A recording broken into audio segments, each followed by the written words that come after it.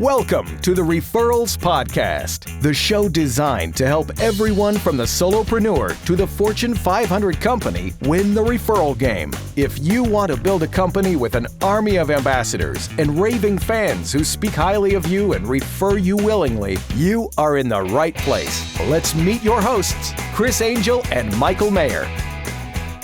Hey everybody, this is Michael J. Maher. Welcome back to Referrals Podcast. I know some of you are binge listening and binge watching this, and I just have to say thank you so much, and we definitely appreciate all of you.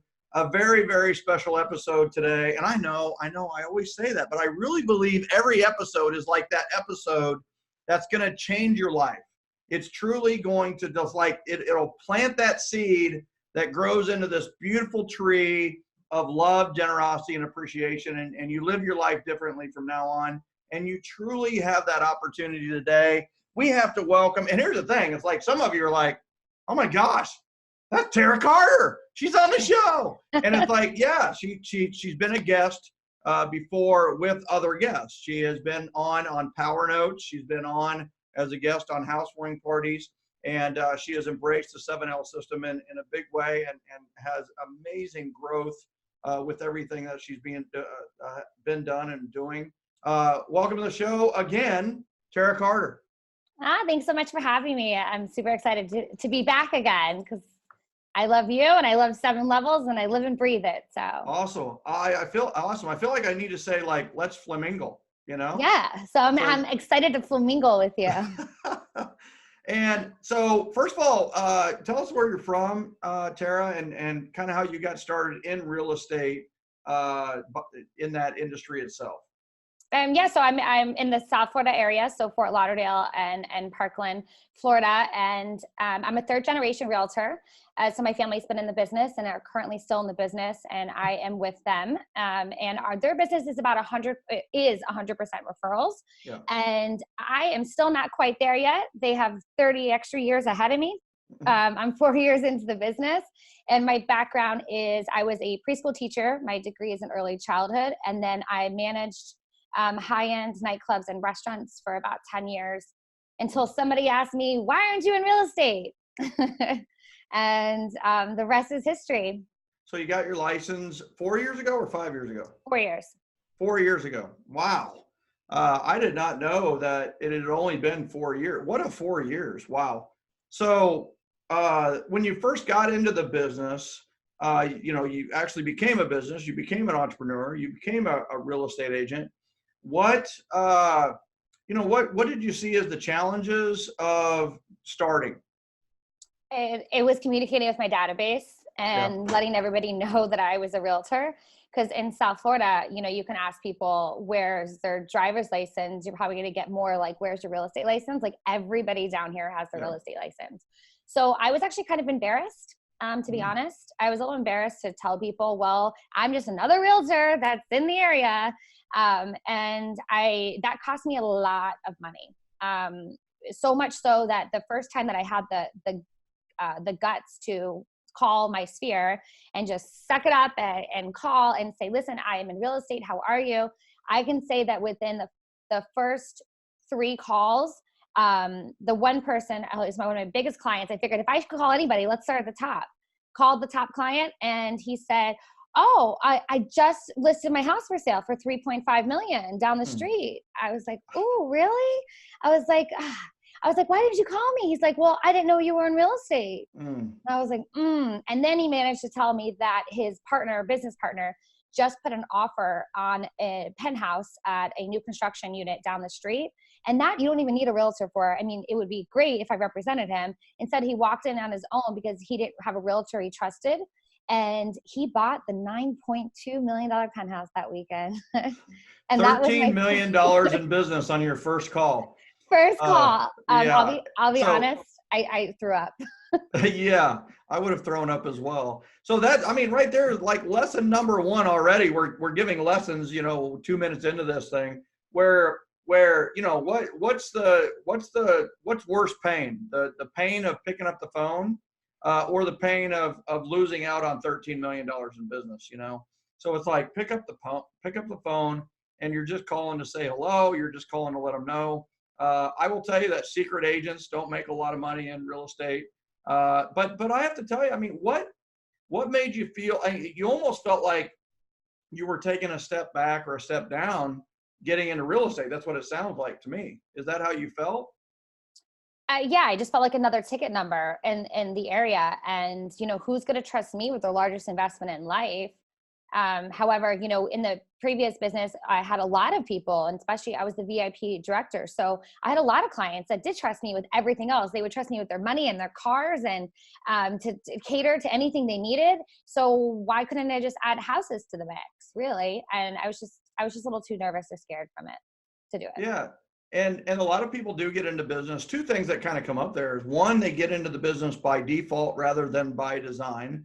Not very many people will go to a 2-year or 4-year college, get their real estate degree, get into real estate, and start building a real estate business. That's very much the rarity in this business. It's much more of, I was a teacher, you were a teacher, and maybe we looked at it as a summer job, or maybe we wanted to invest in real estate down the road and just wanted to learn more about it. And all of a sudden we're realtors, or somebody gets a divorce and the other spouse was the breadwinner. So they're like, all right, I'll get into real estate. Or they lose their job and it's like they don't have really nowhere to turn to, and they don't know what skills, translate to the market. So they get into real estate, and it's all by default versus by design. And so that's the first thing is all right, if whether you got into this by design or by default, whatever industry you're in. I've noticed Referrals Podcast, our realtor community percentage is shrinking, though the numbers are going up. And we're starting to get like CEO, CFO, CMO, and major corporations tuning into what we're doing, and welcome everyone.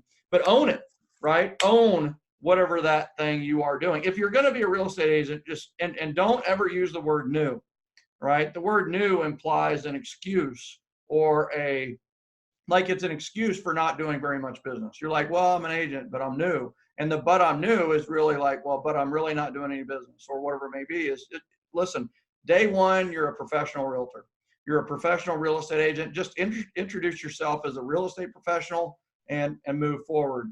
And the other part of it too, just like what Tara just said, is that it's like, man, what value do I bring? I really know nothing about these contracts and about this business and that kind of thing. But here's what you bring to the table is they can trust you. You care about them, and they can trust you. And I will tell you, the one thing that every client has ever looked for is trust. And you're like, well, the competence, you can borrow competence in any industry. If you have a problem, there's somebody you can go to and say, listen, I need this contract written up. And I will tell you, it's amazing how fast a broker, team leader, or a real estate company owner will jump to your help when there's a contract to be written. It is amazing how fast. It's like they never return your calls. And then, hey, I need to write this up on a $3.7 million offer. Hey, Tara, how you doing? I'm like, I'm here to help, So it's one of those where I think it's just, remember, if they're going to trust you, they know you're going to care. So guess what? Call them. And people know you have shortcomings. Everybody has shortcomings. So I love that you. Very true. Yeah, you overcame that and kept rocking it. So how did you get your first client? So first client, actually, that was a Zillow lead. And wow. I'm hoping he actually doesn't listen to this, because he does not know that he's still my first client. And I've closed a little over 3 million with him to date, and he still doesn't know. Yeah. And I have to say, when you said the word new, I think one of the biggest things that I had gotten in the beginning was my productivity coach, Bill Hobbs. He was so awesome. He said, listen, what business were you in before?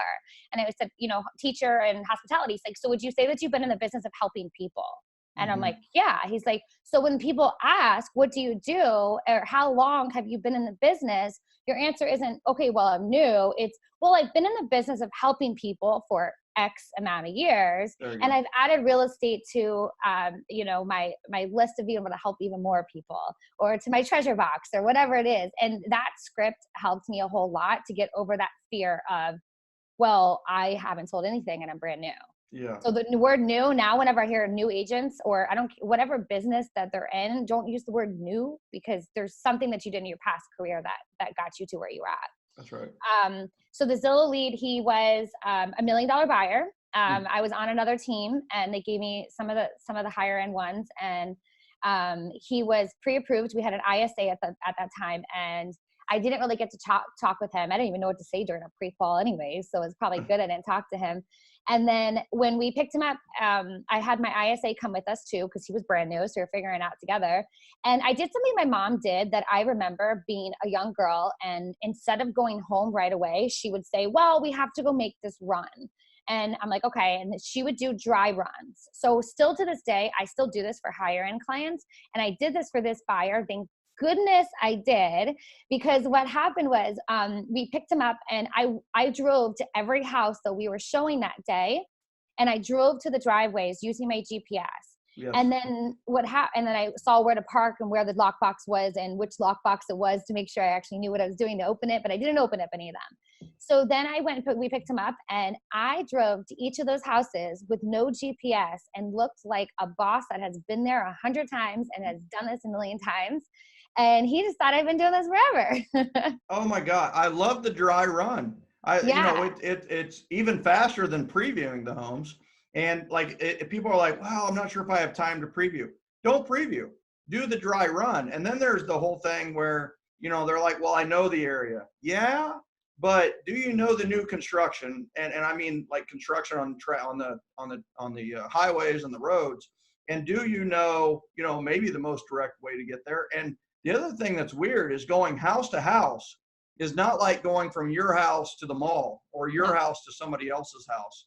There's back roads, and there's all kinds of different ways to get there that are the most efficient and the best. So I love the dry run. I love going through, checking things. You're checking the lockbox. And honestly, isn't that what we should do? I mean, it's like a dress rehearsal for a play. Why wouldn't you do the dress rehearsal? Why wouldn't you do practice before you play in the game? And that's a great. I love that. That's a great idea. And I made sure to have like all the sheets and whatnot, and I had the value of the range of like the Zestimate, but I wouldn't say the Zestimate. It was more of like a different site, and I had everything highlighted on the MLS sheets. Like I was prepared. Yeah. And then after we finished, I took him to a restaurant where my home, which is now my Home Court Advantage still. I took him to the Home Court Advantage, got a really nice table, knew everybody. This is before I met you, so it's funny that I just kind of naturally did it. And we sat down, we had a nice bottle of wine because that was kind of a style. And we did, I believe in a Benjamin Franklin balance sheet. So my mom taught me that too, where I'm never sure about a decision that you should make. And I still do this with all my buyers. I take the back of the MLS sheet and I'm like, okay, so which ones did we like? We liked 3 of them. And we took it on a Benjamin Franklin balance sheet, and you take all 3 properties and you put it on a spreadsheet. So price, square footage, features, benefits, location, 2-car garage, everything that you can think of. And then to say it out loud or to see it, and to see it on a piece of paper written out as a balance sheet, you can really make an educated decision fairly quickly and see which one kind of weighs out better than the other. So we narrowed it down to 2 options. And then it came down to spending $999,000 or spending $799,000.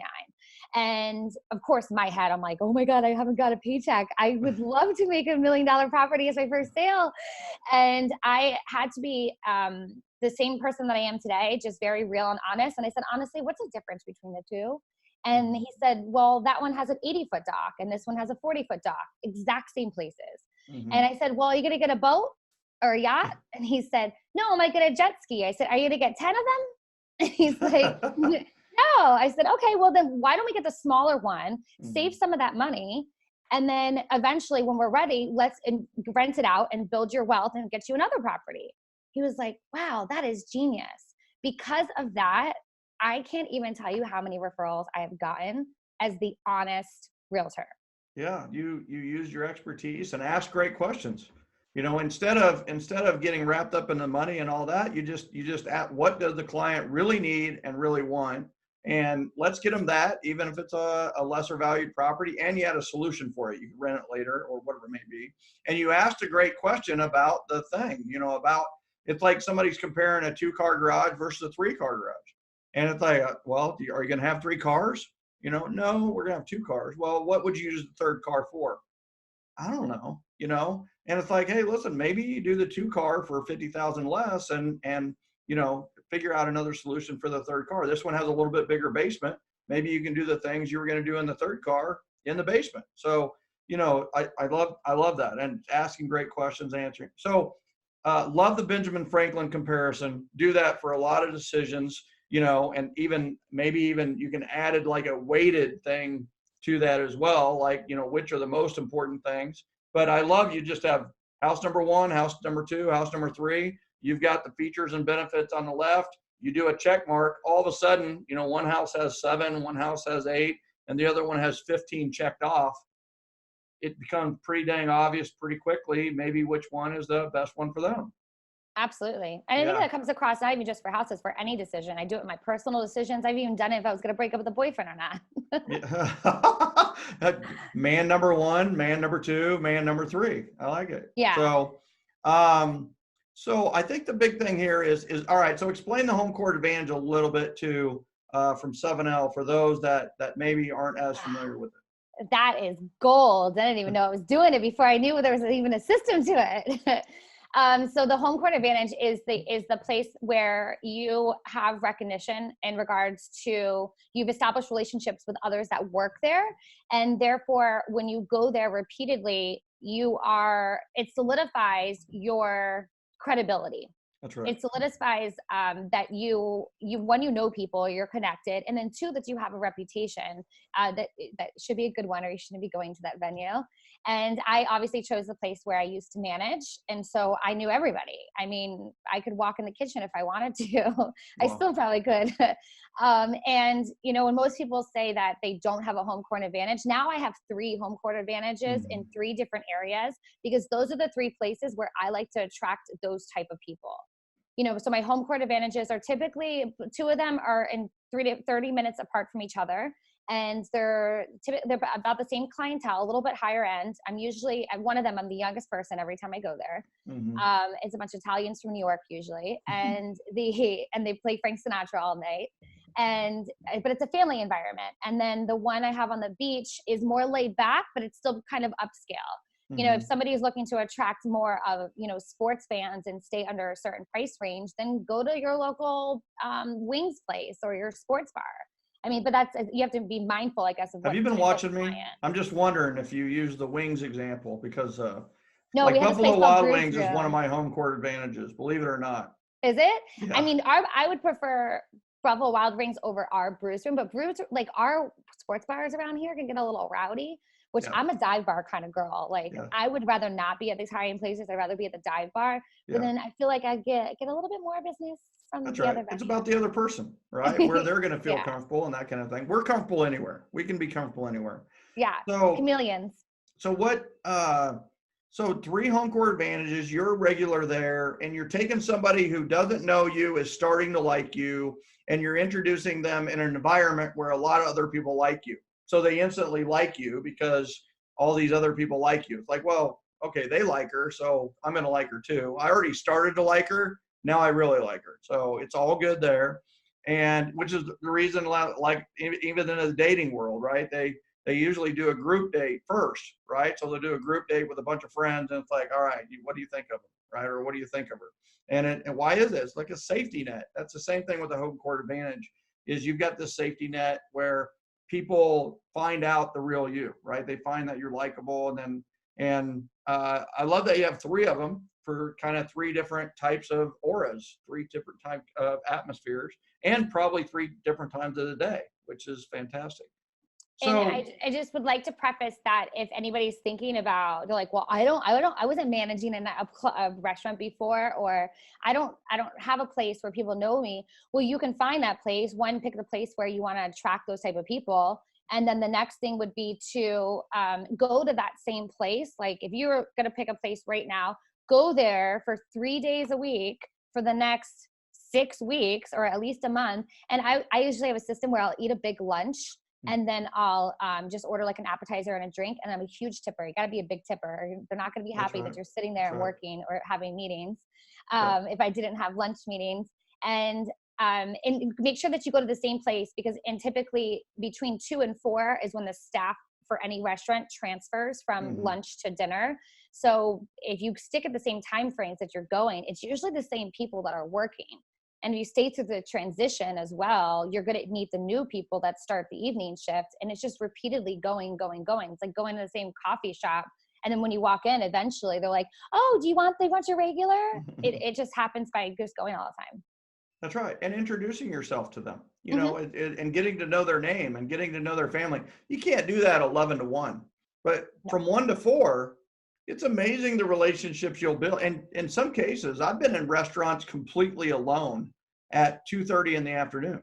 You know, they've completely served their lunch, and I'm sitting there in the corner booth, and it's just me, you know, and me and the other person I'm meeting, and we have the whole place to ourselves. Well, when you start doing things like that, you get noticed, and the owner and everybody else is going to introduce themselves to you just for the sake of, you know, who is this guy? Who is this lady? What's going on here? And so I'll tell you the home court, and the other thing too is I've established home court advantages on the road. You know, if you know you're going to a big conference, something that I will do is I will go and find out a restaurant that kind of fits the bill. Do they have a private room? Do they have this? And I will literally go, and I will go to the maitre d', and I will go to the owner, if I can, at least the manager. I will give them $20 right off the bat. And I'm going to say, hey, here's the deal. I just want you to know that I'm bringing some VIPs in here, some business leaders over the next couple of days. I'm going to meet with them one-on-one. I know your private room's pretty good size, but you know, it might just be me and another in there. But I want privacy. These are really important meetings. I want you to treat the people that come in. I want you to treat them like gold, like they are super VIPs. You know, I'm going to take care of you. Don't worry about that. And then, you know, how much is the room? And I will tell you, it is amazing if you're meeting a little bit off hours, that room's free. You know, the room is absolutely free in many of those cases. So I've done that at many of the conferences that I've gone to attend or speak at. And we have these VIP dinners or VIP lunches around the conference. And, you know, it's amazing how fast, if you know this strategy, you can go from a perfect stranger to a perfect client in about 10 minutes. So. Absolutely. Oh, I wrote that down. That's awesome. Yeah. I really like that. So how did you get started with 7L? Like, what was your first introduction to the 7 levels of communication? And you have the poster behind you on the Of course wall, I do. Right? So thank you for that. And by the way, I think we should make that today's download.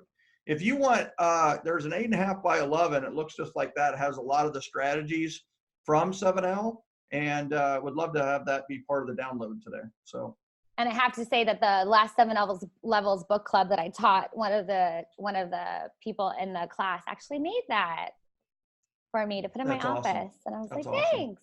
Awesome. So Matt Farrelly, I actually went to a book club of Matt's in Fort Lauderdale, and he's my other certified referral trainer with you, and in the South Florida area. And he had this book club. He's like, Tara, you have to come.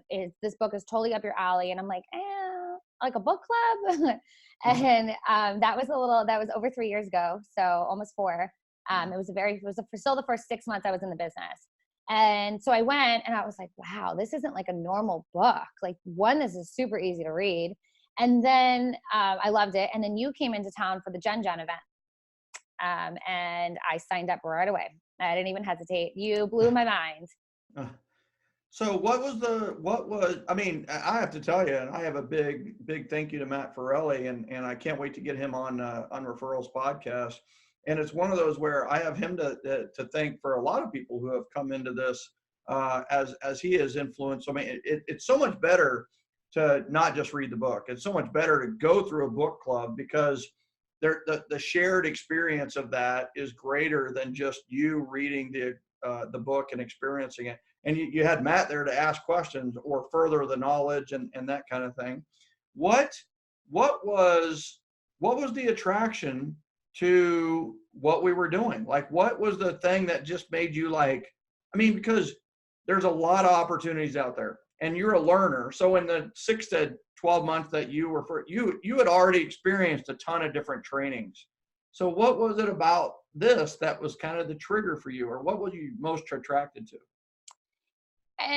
You know, it was all about really you can have everything in life that you really want if you help enough people to get what they want, which I believe Zig Ziglar said that. Yes. And you really honed down on that. I mean, you were very purposeful about, you know, what can you do for somebody else? Like, how can you help them? What do they do? And how much do I really know about the people that are in my database? And how much do I really know about the clients I've worked with? And do I know their cousins or their favorite color or their dog's name and what's their dog's birthday? And you just really went really deep. And it was one of the exercises that you did. And you asked us, who is your Oprah? Mm-hmm. And I brought a friend with me that time, and she turned around and looked at me and she said, "You're my Oprah." Mm-hmm. And I was like, wow, okay. So that was kind of the turning point for me, that it was about others. It wasn't about me, and it wasn't about my business. It was about, what can I do to help others? And it had nothing to do about selling real estate or selling a product or selling my soul to the devil. It was just about helping others. And I was like, wow, this is a totally different concept than any other trainings I'm going to. Everybody wants us to just ask, you know, this is the question, who do you know that's looking to buy, sell, or invest in real estate? And now I don't even ask that question. It turns out to be, typically they turn around and ask me, well, what can I do for you? Because I've just come from contribution so much that they've asked, you know, what can I do for them? Working by referral is not some fairy tale world. It's real. I've seen it. And you can too. Invest in yourself by learning how to run your business by referral at Michael's upcoming live event. It will be a day filled with hands-on, how-to, low to no-cost strategies that you can implement in your business right away. Learn how to run a business by referral that not only feeds your family, but feeds your soul. Go to www.gengenevents.com today. That's www.gengenevents.com. That's the secret. I mean, if that's the secret of the 7L system is doing so much for others that they are inspired to say, how can I help you, or what can I do for you? The answer to that's referrals, right? The answer is referrals, or the answer to that is referrals. It really is that, or introductions or connections. And that, you know, how does it start? It starts by giving massive value first. And when you give massive value first, then all of a sudden they are going to reciprocate with how can I help you, or what can I do for you? Most people go, you know, oh, don't worry about it. Put their hand up. And trust me, they won't worry about it. But you've already lost an opportunity, because the truth is you want them to help you and you want them to do things for you. And maybe you never thought of it before, but the thing you really want them to do for you is introduce, connect, and refer you to other people. And that's the way to go, because that's going to be a warm introduction. It's going to be a good referral, and it's the truth, right? The truth is good. And I think it comes down to when you say, you know, generosity is love in action, and the generosity creates energy, and then you call it Genergy. Yeah. And you have so many acronyms for so many things that I was able to really just memorize it and internalize it. And I was like, he's my people. Like, this is the type of community I want to be involved in. What did you implement first after Gen? The first one I implemented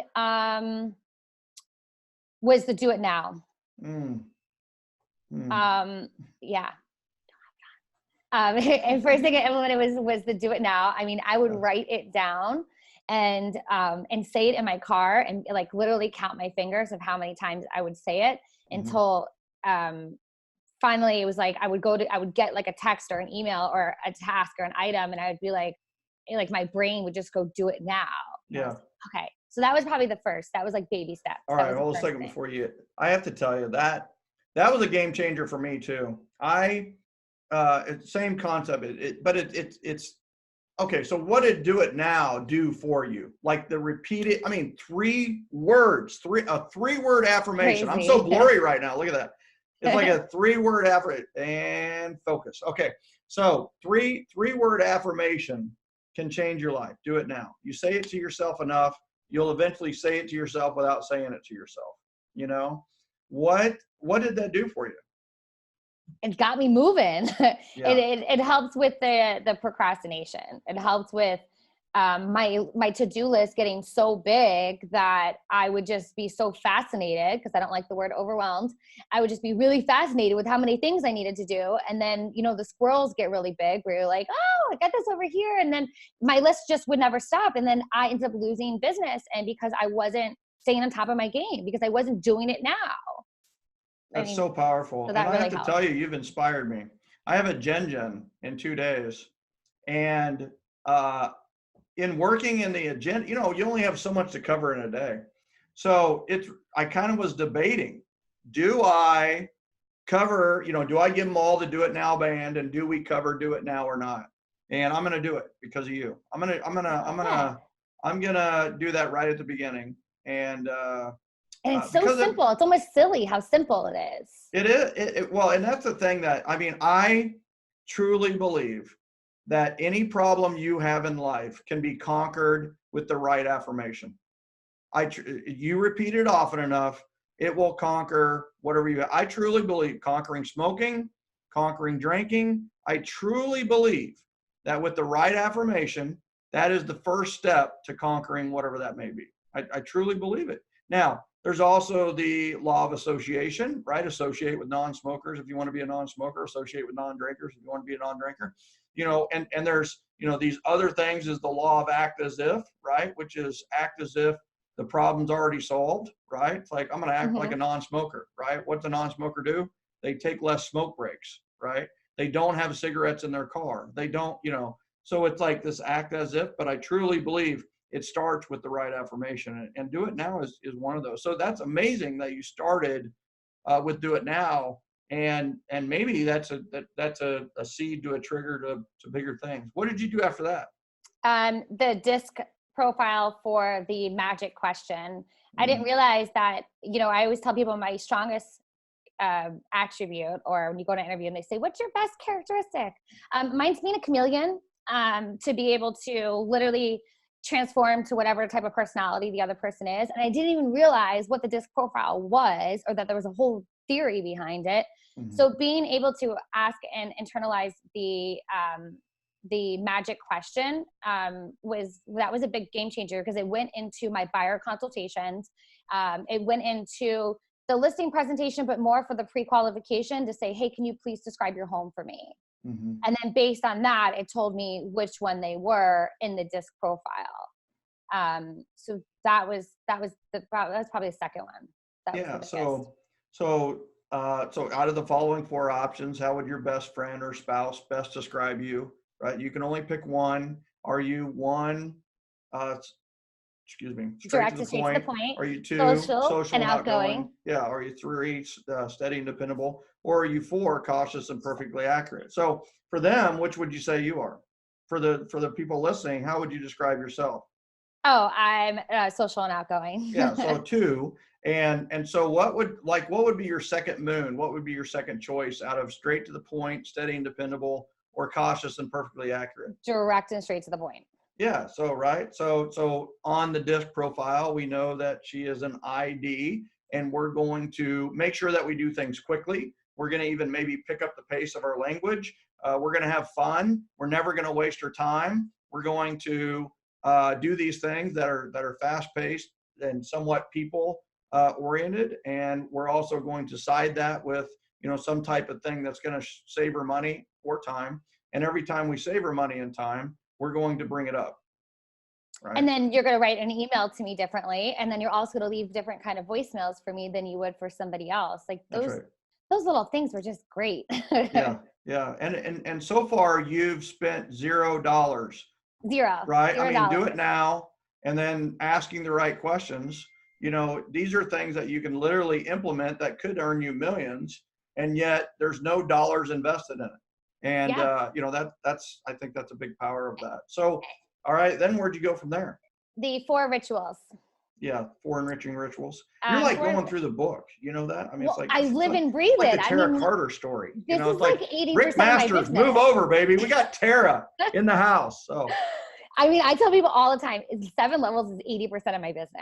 Yeah. And we'll do, still on track to do 20 million this year. Personally, for me, closer to about 13.5. So I'm super excited, and it's all 7 levels. It's so simple. We've never paid for a lead.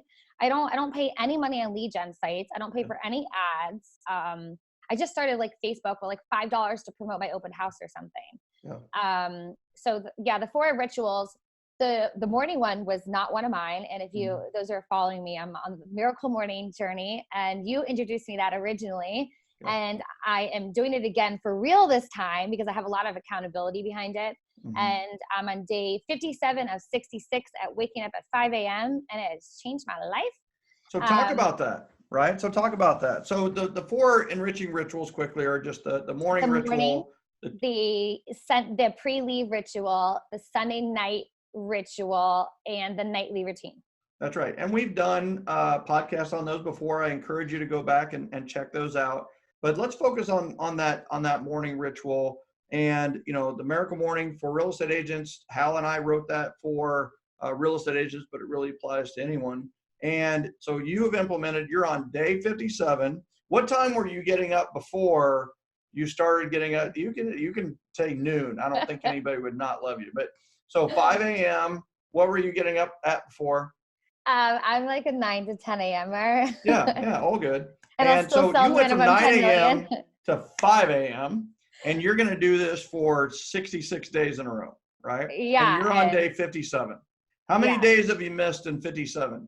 0, right? 0. That tells you she's a commitment person. Well, I'll be honest. I did the morning routine with you when you guys had that with Tony and Jennifer. I mean, it was great. And I would start cheating after like day 12, day 14. Yeah. I would start cheating. Well, there's less accountability, right? There wasn't somebody watching you like you have now. No, and now I'm leading a group of 50-something people, and my pain, so they're not allowed to join, right? They're not allowed to change. They're not allowed to join the group unless they have a pain if they miss a morning. So my pain of missing a morning, they tried to give me a pain of monetary value for like money, like you spent $100. You was like $1,000. No, I was like, I got them up to 15,000. I was like, let's make it 20. Like, I'm gonna sell another house. It's fine. Yeah. And they were like, that's not working. So my pain is if I miss a morning, I have to go on Facebook Live and tell everybody I failed. And that's painful for me. Oh, that's not painful. That's soul crushing.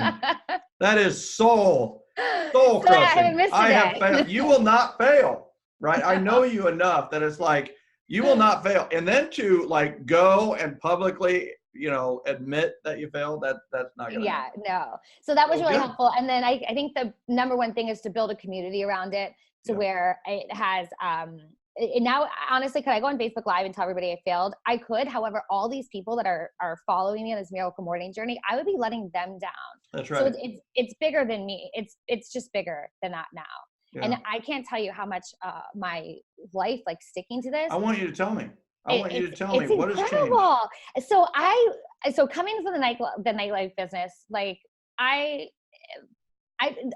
midnights were ingrained. Like I'm alive. Yes, I'm alive at night. Like I just am. I have like the best ideas at night. I love working late. I'm always the last one in the office. Like I'll be here till 12 o'clock at night, no problem. And if I would have just listened to maybe my parents or maybe to the teachers that would have told me, if you get up earlier, you have not only more time for your business and those things that you want to work on that you never get a chance to do, you have more time for yourself, your family, and your friends. What? Who would have thunk? I've spent more time with morning teas with my grandmother, 80-year-old grandmother, like really getting to know her. It's just been magical. And I have to say, to watch some others, and I have more time for myself. I've worked out more in the last 57 days than I have all year. Because you've had time, right? Yeah, I just woke up a little earlier, a lot earlier. My body went into shock at first. So I don't totally suggest that for everybody. I agree with the 30 minutes each. And the fact that you gave up caffeine at the same time is so amazing. I'm just kidding. Could you imagine? Oh, amen. I mean, I know this is not a Mountain Dew commercial, though we would take Mountain Dew on as sponsor if they're interested.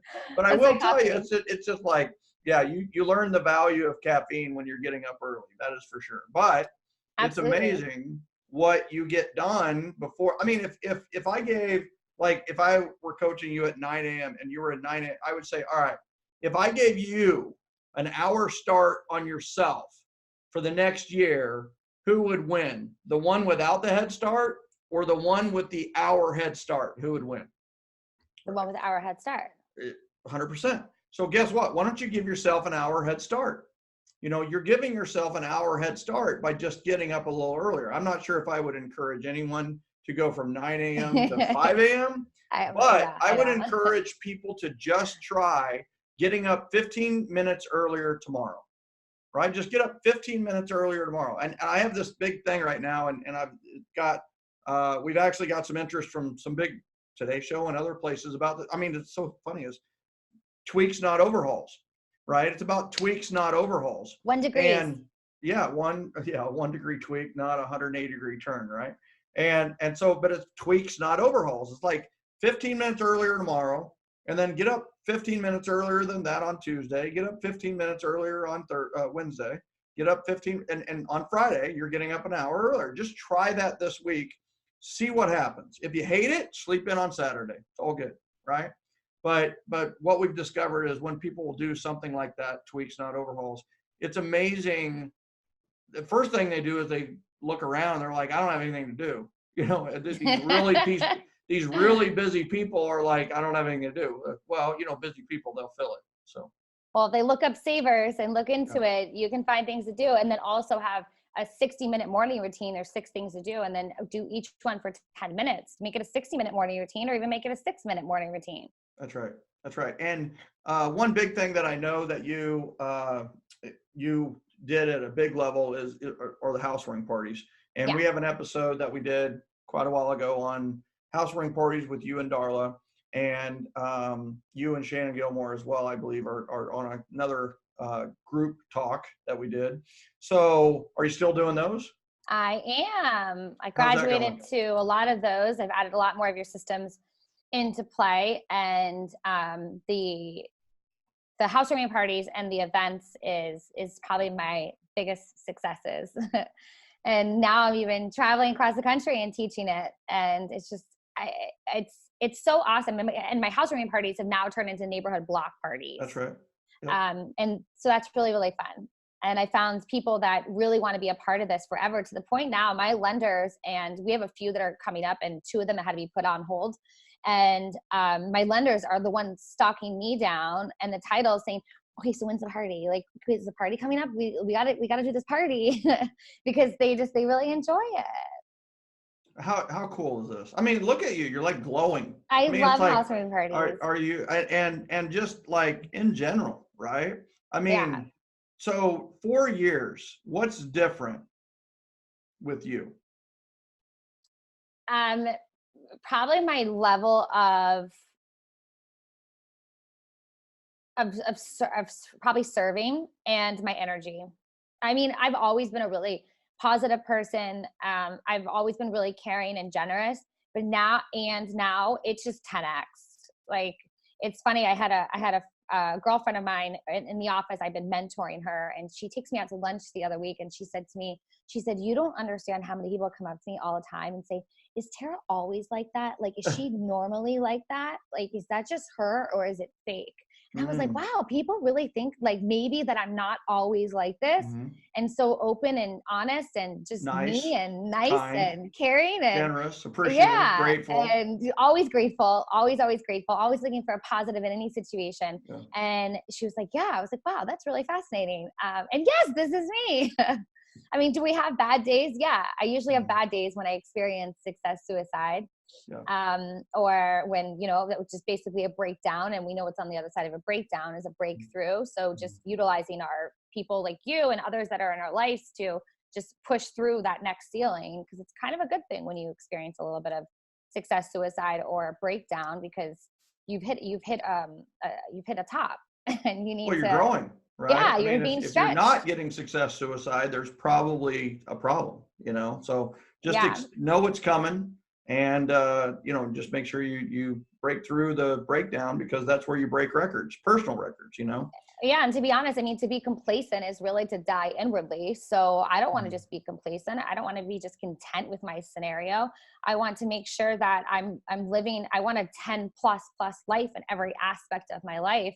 And That's it's right. to strive for that, not to say, oh, well, I'm okay with being a 7 in my personal life or my Yeah. spiritual life, or I'm okay with mediocre. Well, no, I'm not okay with that. And if someone is, then that's up to them. But I highly doubt if they looked in the mirror, they would not be okay with being mediocre. That's right. And so what's next for you? What's next for me? Yeah. What do you want to implement, or what do you want to do better, or what do you want to improve, or what are you going to implement next? I'm looking to implement next. Well, one is really to make sure that this morning routine is internalized to where my sleeping in will be 7 to 8. So I'm pretty sure I'm going to extend it to 90 days. Because I just have so much momentum right now that I don't want to lose this, especially going into fourth quarter. Typically fourth quarter and first quarter are my best quarters, and I do not want to let off the gas right now. And next would be to really 10x the 7 Levels book club. And because my business increases every time I teach when I teach it. Everybody should note that. I'm just, you want to supercharge your business, like Just lead something, lead a book club, whatever it may be, because all of a sudden you become even more accountable, and you also start to notice things that you've never noticed before. So, and what's really funny is when so I internalized 7 Levels. It's my entire business model. When Matt and I teach it, and you made us certified referral trainers for you. So who should know the book better than your certified referral trainers? So when we teach it, so we're on our 4th book club, and we sit down and game plan every single time before for about 2 hours before to see how we can tweak the next class, and before each session, because it's 4 weeks in a row. And every time there's a part in the book that Matt and I will say, well, where did that come from? That was never in the book before. Like that just showed up. I added it to your book when you guys weren't looking. There's a little thing called the book fairy, and I've hired the book fairy to go check. No, it is funny though. Every time you read it, and it's in one paragraph. Yeah. Like it would be in one. His thing was how to have a system to get his success stories out. And then I pull out the book and I'm like, Matt, it's in the book. And it's the one paragraph. We're talking 3 sentences on how to get that out in a system for it. And he's like, I don't believe you. That's not in there. That just like magically, that's a different book than the book I have. And we go through this every time. I love it. I love it. Well, I'll tell you what, you're shining, and you are going on the road quite a bit and speaking about your experiences, and teaching people how to have better businesses based on love, generosity, and appreciate. For those people that are interested in that, and I highly encourage that, how do they reach out to you? The best way to reach out to me would be my cell phone number, which is 954-661-6990. And my email address is tara@greatfloridahomes.com. Florida is one word spelled out, and homes is plural. Or my Instagram, Miss Tara Carter. That's MS because I'm not married.